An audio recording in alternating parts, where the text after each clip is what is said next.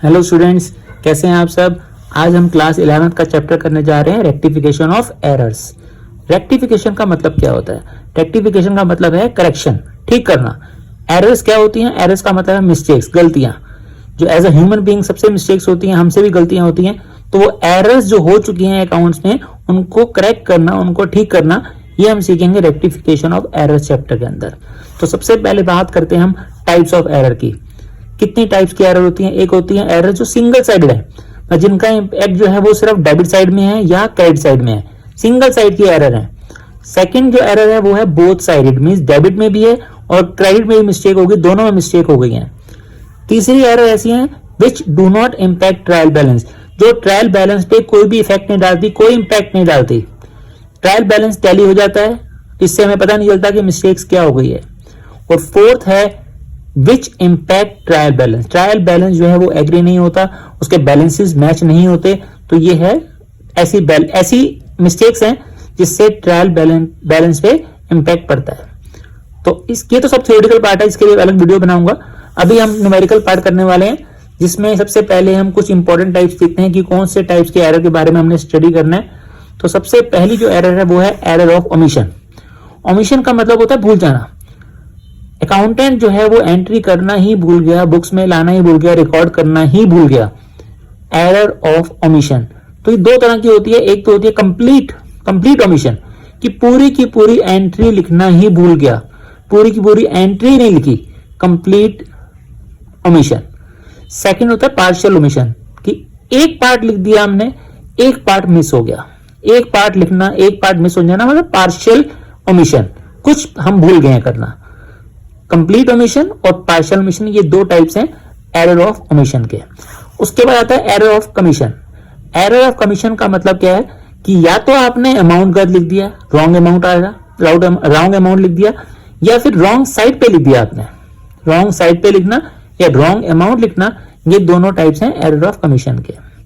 उसके बाद आता है एरर ऑफ प्रिंसिपल। ये वो एरर्स हैं जिसमें बेसिक मिस्टेक्स हो गई हैं। बेसिक मिस्टेक का मतलब होता है जैसे कोई रेवेन्यू एक्सपेंडिचर है, उसको आपने कैपिटल एक्सपेंडिचर ट्रीट कर लिया है, या कोई रेवेन्यू रिसिप्ट है, उसको आपने कैपिटल रिसिप्ट जो है वो ट्रीट कर लिया है। तो ये बेसिक मिस्टेक्स होती हैं जिनको बोलते हैं एरर्स ऑफ प्रिंसिपल। उसके बाद आती है कंपनसेटिंग एरर्स। कंपनसेटिंग एरर्स वो होती हैं जिनका इफेक्ट नील हो जाता है। एक जगह मिस्टेक हुई, दूसरी जगह भी मिस्टेक हुई, और दूसरी वाली मिस्टेक ने पहली वाली मिस्टेक का जो इम्पैक्ट है ना वो खत्म कर दिया। मतलब हमने उसकी गलती को पहचान नहीं पाएंगे कि गलती हुई है या नहीं हुई, क्योंकि वो ऐसी गलतियां जो एक दूसरे का जो इफेक्ट है वो खत्म कर देती हैं, उनको बोलते हैं कंपनसेटिंग एरर्स। तो आइए अब इनके हम एग्जांपल्स करेंगे कुछ, जिससे हमें अच्छी तरह समझ आएगा। सबसे पहले हम मिस्टेक्स लेते हैं एरर्स ऑफ ओमिशन, उसके एग्जांपल्स करेंगे। सबसे पहला एग्जांपल है गुड्स परचेज फ्रॉम राकेश। हमने गुड्स परचेज किए राकेश से ₹50,000 वर not recorded in the books. हमने गुड्स परचेज किए राकेश से 50,000 के, उनको रिकॉर्ड ही नहीं किया।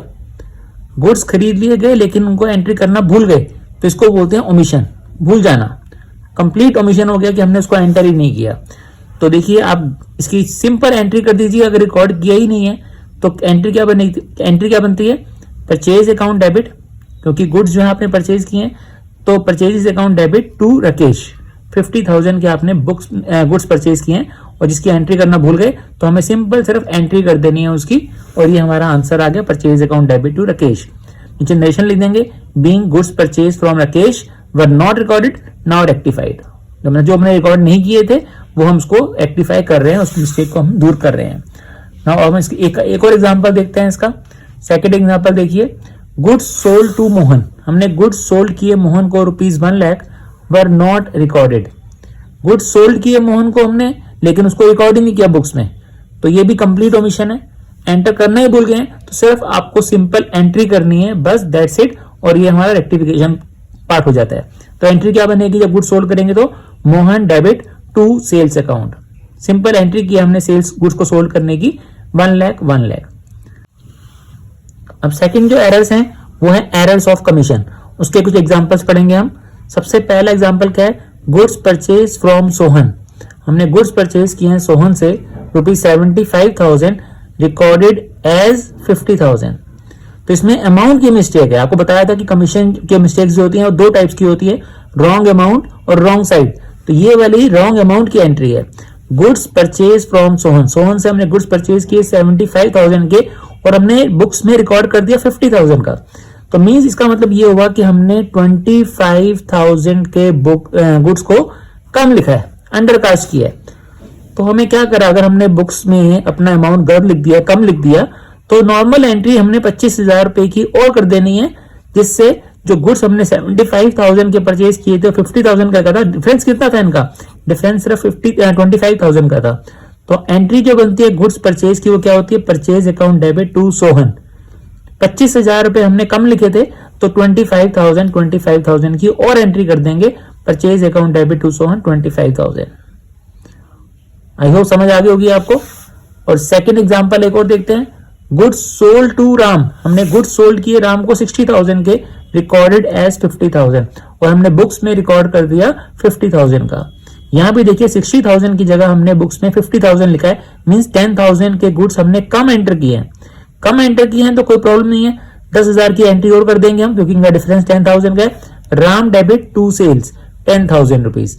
तो ये 10,000 जो कम लिखा था उसको हमने रेक्टिफिकेशन करने के लिए 10,000 की बुक्स में एक और एंट्री कर दी, जिससे वो मिस्टेक जो है वो ठीक हो गई। देखिए बहुत ही इंपॉर्टेंट एग्जांपल है ये वाला जो हम करने जा रहे हैं। Credit sale to Rohan ₹20,000 recorded in purchase book. हमने रोहन को गुड सोल्ड किए हैं 20,000 रुपीज के और हमने रिकॉर्ड कर दिए परचेज बुक में। सेल की थी लेकिन परचेज बुक में लिख दिया। दोनों ही अकाउंट एक दूसरे के रिवर्स हैं, उनका नेचर बिल्कुल डिफरेंट है। सेल्स होता है रेवेन्यू जिसका बैलेंस होता है क्रेडिट, परचेज होता है एक्सपेंस जिसका बैलेंस होता है डेबिट। तो यहां पर बिल्कुल ही नेचर भी देखिए डिफरेंट है। सेल को परचेज में लिख दिया और यहाँ अमाउंट तो ठीक है 20,000 रुपीज का हमने गुड्स सोल्ड किए थे रोहन को। प्रॉब्लम क्या हो गई कि सेल को परचेज में लिख दिया। तो ऐसा जब एंट्री आपके आ जाए, और पेपर पे बहुत आती है ये वाली एंट्री, ऐसी जब आपके पास एंट्री आ जाती है तो आप क्या करेंगे? आपने पहले देखना है कि सही एंट्री क्या है। सही एंट्री ये है कि हमने गुड्स सोल्ड किए हैं रोहन को, तो आप पहले फोकस करेंगे सही वाली एंट्री की तरफ। इसकी एंट्री क्या बनती है? अगर हम गुड्स बेच रहे हैं रोहन को तो Rohan debit to sales account, ये हमारी सही एंट्री इस पार्ट की थी। लेकिन जब हमने सेल को परचेज में लिख दिया तो परचेज हमें पता है कि परचेज एक्सपेंस है और ये क्या होता है? डेबिट होता है। तो ये जो अमाउंट हमारा गलत लिख दिया हमने, गलत बुक में लिख दिया, इसका रिवर्स कर देना है, डेबिट को हम कर देंगे क्रेडिट में। तो ये परचेज जहां पर नहीं आना चाहिए था वो परचेज को हमने अब क्या कर दिया? क्रेडिट कर दिया टू परचेज अकाउंट। तो एंट्री क्या बन गई? Rohan debit to sales account to purchase account 20,000 rupees 20,000 और टोटल इन दोनों का रोहन के सामने आ जाएगा 40,000। तो ये एंट्री आपने बहुत ध्यान से समझनी है और इसकी प्रैक्टिस बहुत ज्यादा करनी है क्योंकि एग्जाम में बहुत बार आती है ये एंट्री। अब इसी की तरह का एक और एग्जांपल लेते हैं। क्रेडिट परचेज फ्रॉम सोहन, हमने गुड्स परचेज किए थे सोहन से 50,000 के, recorded in cell book, cell book में एंटर कर दिया। जिस तरह हमने इस एंट्री को किया था बिल्कुल सेम वैसे ही करेंगे। समझ लेते हैं एक बार सही चीज क्या है। सही है, आपने गुड्स परचेज किए हैं सोहन से, तो गुड्स परचेज किए हैं तो इसकी एंट्री क्या होती है? Purchases account debit to Sohan. तो नॉर्मल आपने एंट्री सोच ली कि एंट्री बनती है purchase account debit to Sohan. लेकिन एक चीज जो हमने नेचर उल्टा कर दिया, मतलब परचेज को सेल में लिख दिया। सेल क्या होता है? सेल क्रेडिट बैलेंस की होती है रेवेन्यू। परचेज क्या होता है? एक्सपेंस है, डेबिट बैलेंस का होता है। तो देखिए परचेज को सेल में लिख दिया तो सेल गलत है ना, तो सेल जो क्रेडिट होती है उसको आप डेबिट कर दो, सेल को उल्टा कर दो, जो गलत चीज है उसको रिवर्स कर दो। सेल जो है क्रेडिट थी, डेबिट कर देंगे उसको, तो एंट्री क्या बन जाएगी? परचेज अकाउंट डेबिट तो आना ही है, सेल अकाउंट डेबिट कर दिया हमने साथ में। इसका इफेक्ट खत्म हो जाएगा जो गलती हमने की है। टू सोहन 50,000 की परचेज और हमने गलती से सेल में लिखा था, तो 50,000 जो है वो मिलके कितना होता है? 1 लाख। ये बहुत ही इंपॉर्टेंट एंट्री है, इसको आपने ध्यान से करना है। तो ये दो एग्जांपल हमने किए जो बहुत ही इंपॉर्टेंट है, मोस्ट इंपॉर्टेंट एग्जांपल्स हैं ये दोनों। आइए कुछ और एग्जांपल करते हैं। एग्जांपल है salary paid to Rohan. Rohan को हमें सैलरी पे की है 5,000 रुपीज की, recorded as cash paid to Rohan. Salary paid to Rohan, Rohan को सैलरी पे की थी लेकिन हमने उसको रिकॉर्ड कर दिया कैश पेड टू रोहन। देखिए सैलरी का नेचर क्या है? सैलरी जो है वो एक्सपेंस है, तो आपने फोकस करना है सही वाली चीज के ऊपर। आपकी सही चीज सही जगह पे आनी चाहिए। सैलरी, सैलरी है एक्सपेंस, एक्सपेंस होता है डेबिट। तो आपने लिख दिया सैलरी अकाउंट डेबिट, सही चीज अपनी जगह पे आ गई।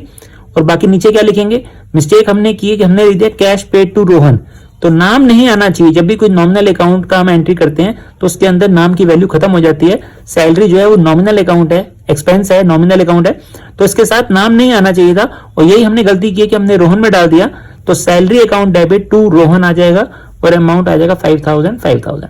सही चीज को आपने अपनी जगह लिख देना है, सैलरी एक्सपेंस है डेबिट। बाकी नीचे क्या बचा है, रोहन, तो रोहन को आपने नीचे लिख देना है क्योंकि रोहन को हमने सैलरी पे की थी। कैश पेड टू रोहन में नहीं आएगा, नाम नहीं आएगा इसका, तो टू रोहन को लिख के उसका इफेक्ट हमने खत्म कर देना है। एक और एग्जांपल देखिए, salary receive from Mohan, Mohan से हमें सैलरी रिसीव्ड हुई है ₹3000, salary receive from Mohan 3000, recorded as cash receive from Mohan. अब यहां पे देखिए सैलरी जो रिसीव हो रही है यहां पर हमें, ये सैलरी रिसीव होना ये रेवेन्यू है और रेवेन्यू का नेचर क्या होता है, क्रेडिट। ऊपर हमने सैलरी पे की थी, वो सैलरी जो थी वो एक्सपेंस थी, लेकिन यहां सैलरी हमें मिल रही है तो रेवेन्यू है और रेवेन्यू कहां आना चाहिए, क्रेडिट में। मिस्टेक क्या हो गई है, एरर ये हुई है कि हमने रिकॉर्ड कर दिया कैश रिसीव फ्रॉम मोहन। ये हमारा जो है मोहन हमारा सेकंड पार्ट है। गलती का एक पार्ट आपने देखना है कि सही चीज क्या है। सही चीज आपको मालूम चल गई, सैलरी रिसीव हुई है तो आप नीचे लिख देंगे टू सैलरी। बाकी दूसरी मिस्टेक क्या थी, मोहन, मोहन को आप डेबिट में लिख देंगे, आपकी एंट्री कंप्लीट हो जाएगी, मोहन डेबिट टू सैलरी। तो इसमें आपको एक मेन चीज जो आपको बताया मैंने कि आप सही चीज को देख के अपनी जगह पे लिख दीजिए और बाकी गलत चीज को दूसरी जगह लिखकर अपनी एंट्री को कंप्लीट कर सकते हैं। आई होप आपको समझ आ गया होगा। अभी नेक्स्ट वीडियो में और बहुत इंपॉर्टेंट बहुत एंट्रीज करेंगे जो बहुत इंपॉर्टेंट एग्जाम के पॉइंट ऑफ व्यू से।